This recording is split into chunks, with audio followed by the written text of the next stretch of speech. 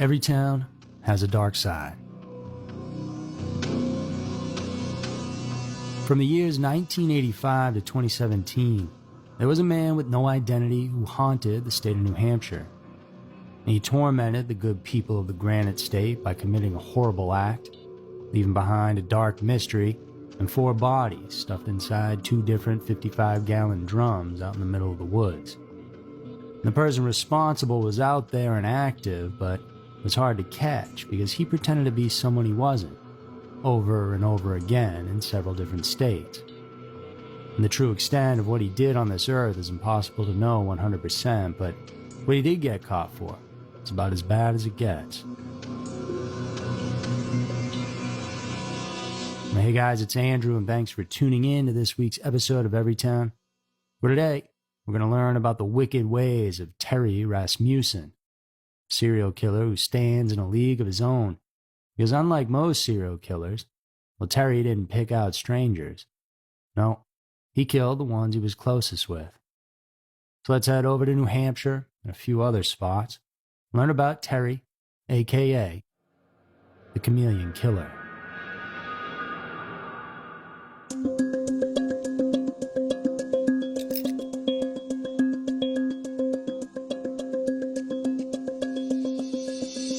Terry was born in the wonderful city of Denver, Colorado, just before Christmas, December 23rd of 1943.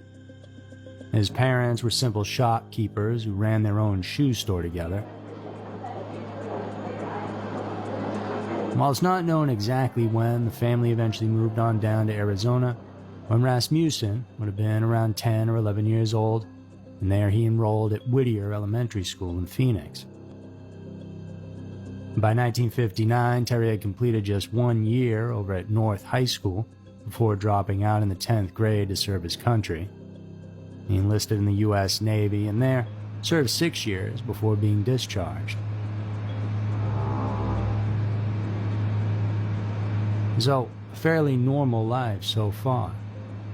And it's interesting because little is known about his true upbringing or adolescent behavior. There's never been any suspicious reports about his childhood indicating that something was wrong with the boy. He was never in any serious trouble to speak of, which is unique for someone who grows up to become a serial killer. As a true crime enthusiast, you know that serial killers often have troubled upbringings that affect their psyche. And in the case of Terry, nothing points to what exactly shaped him into who he would turn out to be. And that was a very bad individual. After the Navy, he returned to Phoenix for a brief time, later moved to Hawaii where he met a woman and got married. He settled down long enough for the two to have 2 children, so everything on the outside appeared to be going well for him as he seemed to be living a normal American life. After relocating to Redwood, California, the young budding family had another child in 1970, followed by another in 72. And it was around then that Terry's life began to take a slow, dark turn. It was as if he had been hiding something deep within that he had pushed down in order to create this facade of normalcy for so long. The family and white picket fence, he thought he could keep up the charade forever, but the darkness inside him found its way out. And from time to time, Terry would act out against his kids. He was known to berate them, and on one occasion, he even put a cigarette butt out on his oldest son's arm, as though the family ties here were wearing thin. He separated from his wife for a bit because she didn't want him around, and they gave it another go by moving back to Phoenix to be around his family. Maybe they could help take some of the stress off of raising 4 kids and Terry could calm down, but that never happened. At 31 years old, Rasmussen was arrested for aggravated assault after a fight out at a bar in June of 1975. His wife had decided she had enough and left him after this, taking the kids along with her. The last time he would see any of them again would be around Christmas time that year, just before the divorce was finalized. And who knows how heartbroken the man was about all this, but soon he saw the good in it, at least for him. Because now, without anyone else around, Terry was finally able to become the person he always wanted to be. Though, not even he was really quite sure who that was, and so he set out on a bit of a journey to find out.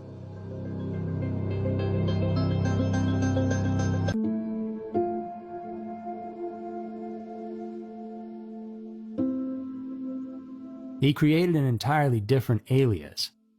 Wherever he went, he would tell people that his name was Bob Evans. And from there, Bob bounced around to many states.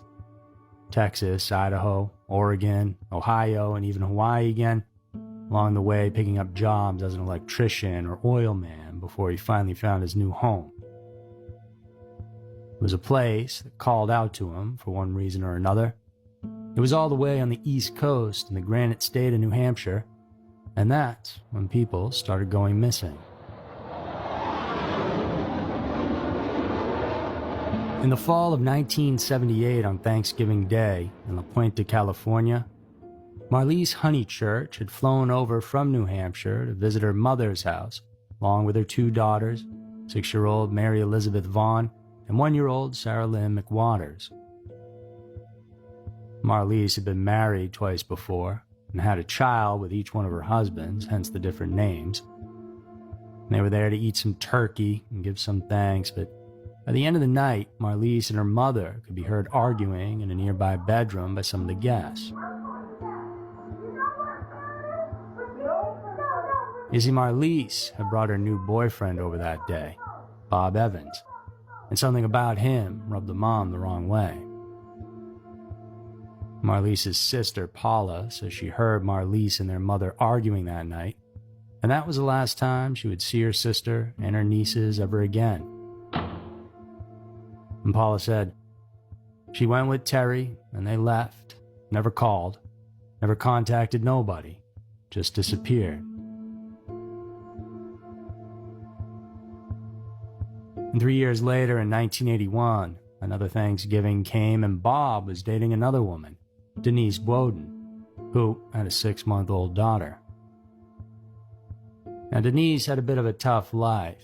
Her family wasn't supportive in the most ideal of ways. But that day at dinner in Manchester, New Hampshire, that would be the last time that she would be seen alive as well. Though she was never reported missing because her family thought she had moved, as she had been talking about it for quite some time. As for the little girl, and Terry would go on to call her his own. So either he had a little bit of sympathy in him and decided that rather than end such an innocent baby's life, he should do the right thing and at least provide for her. Neither that, or he figured it could be easier to get away with things, various petty crimes and what have you, if they look like a dad and a daughter.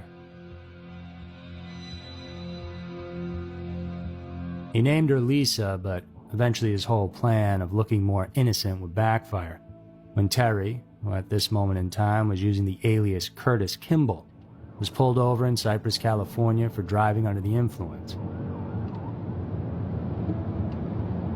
His date in court was set up, but the chameleon killer wasn't going to just show up and face the music. He skipped town and just created another name and persona for himself.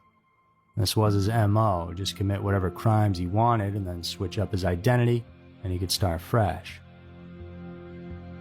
Only before he would start this next chapter as somebody else, he made sure to punish Lisa for causing him so much trouble. And he abandoned the 5-year-old at an RV park.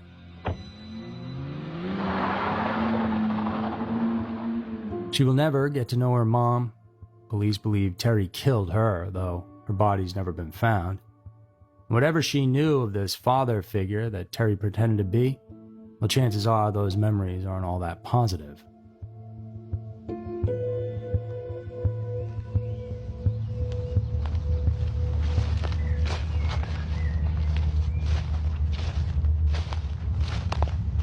Towards the end of 1985, actually pretty close to Thanksgiving once again on November 10th, a hunter enjoying the crisp northeast air in Allenstown, New Hampshire's Bear Brook State Park stumbled upon a tipped-over 55-gallon drum out in the middle of the woods.